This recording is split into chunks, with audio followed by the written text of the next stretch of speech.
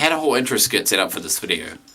It was unnecessary, long, unfunny, and I just kind of cringed every time I watched over it again and again, so I'll save you the trouble of sitting through that by telling you about it instead. Like I'm doing right now. Oh yeah, here's some games I use to procrastinate my work. Data received.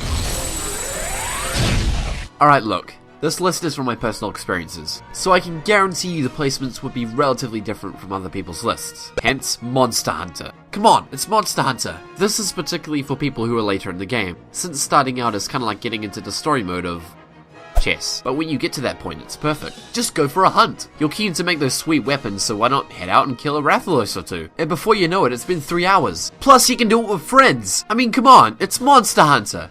Monster Hunt! Why work where you could be hunting gigantic lightning water leviathans and earning sweet loot while doing so? Yeah, that'll work as an excuse for not doing your report. Just explain the situation when you hand it in. I'm sure you'll get by just fine. Data received. The Tycoon games. I don't have that much to say about this spot actually. The Tycoon games are what you call time wasters. For the most part, there isn't exactly too much point to them, and it's just kind of fun to build and mess around and, well, waste time. Whether it's Zoo Tycoon, Roller Coaster Tycoon, Airline Tycoon. Why? You'll be planning your first structure, and in what seems like 5 minutes, you'll be rearranging your stands to fit even more stuff into your park. I mostly played the Zoo Tycoon games on Nintendo DS, and, well, they certainly did their job. Way too well. What else can I say?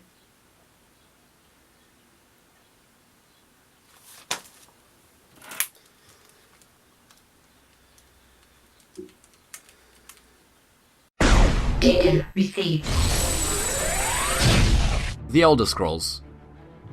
Any of them. Yeah, I suppose this one was kind of obvious from the start, so I'll just get on with it. Whether it's Oblivion, Morrowind, Skyrim, or the other ones, Bethesda made it their specialty to make sure you do absolutely nothing productive with your spare time. Well, I mean, killing dragons is productive, right?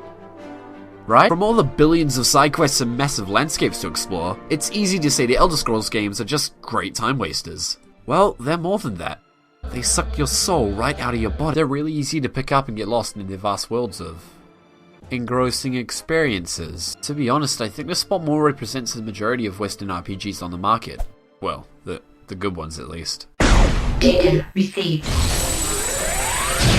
Okay, this one's more of a personal one, I admit, but seriously, this game is shockingly good at drawing me away from things I need to do. People say the blank canvas is often the hardest step when painting your own picture, but not in the case of Garry's Mod. Well, those are two completely different things to compare, but you get the idea. It's so easy to stop working for a split second to just go off and make a couple NPCs fight each other. Then you start messing around with the latest add-ons, and before long it's been 3 or 4 hours and you've assembled an entire fleet and built a cinematic space battle. To scale, of course. I mean, just how? Seriously, these are real screenshots from days I just happened to switch over the Garry's Mod. There goes my productive spare time.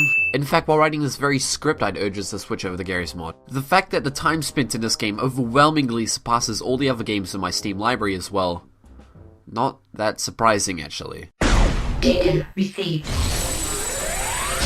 Okay, I admit, this one isn't quite like the others. But goddamn, if I ain't down to jam some good old Sudoku! Just kidding, it's actually Animal Crossing. I'd be lying if I said Animal Crossing hadn't drawn me away from my responsibilities a number of times, particularly with New Leaf. I mean, what can I say? It's addicting. Actually, that might not be the right word. Sure, it's a bit addicting, but it's how the game traps you with duties and responsibilities you have in your town. It draws you away from your responsibilities with its own responsibilities.